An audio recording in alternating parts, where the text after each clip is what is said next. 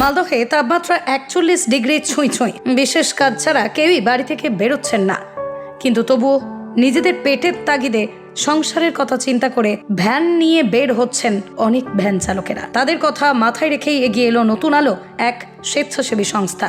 বুধবার দুপুরে মালদা ইংলিশ বাজার শহরের 420 মোড় এলাকায় ভ্যান চালকদের গাড়িতে ছাতা বেঁধে দিল এই সংস্থা। এ নিয়ে তারা খুব খুশি। শুধু তাই নয়, গরমে কাজে বেরিয়ে মানুষের ঘেমে নিয়ে দফা রফা অবস্থা, তাদের পাশে দাঁড়িয়ে ঠান্ডা জলের বোতল দেওয়া হয় এবং এই নাজেহাল অবস্থায় সাধারণ মানুষ থেকে শুরু করে সকলের অবস্থায় শোচনীয়। এই মহৎ কাজের জন্যই নতুন আলো স্বেচ্ছাসেবী সংস্থার প্রতি মানুষ ভালোবাসা ঢেলে দিল। মানুষ এইভাবেই মানুষের পাশে থাকুক।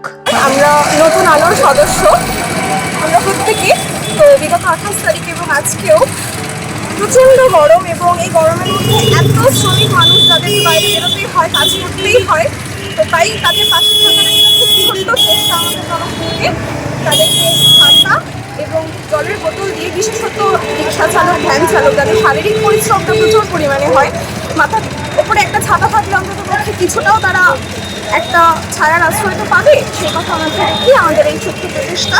এবং আগামী দিনে চেষ্টা করবো যে আরও ভালো করে, আরও বড় পরিসরে আমরা এই কাজটা করতে পারবো। সকলে যদি আমাদের পাশে থাকে এবং সাহায্য করে, তাহলে আমরা আরও অনেক দূর এগিয়ে যেতে পারবো। আমার নাম রিনিজা খান, আর আমার সাথে আমার সদস্যরা অনেকেই রয়েছে, ফারাজ রয়েছে, আলমগীর আছে, রাহুল আছে, ওরা আজকে আসেনি, সে কারণ রয়েছে, হয়তো বলা এই মুহূর্তে সম্ভব নয়। সর্বোপরি আমরা নতুন আলো। মালদা থেকে পার্থ ঝায়ের রিপোর্ট, বিশ্ব টাইমস। ফিরবে হুঁশ, জাগবে মানুষ।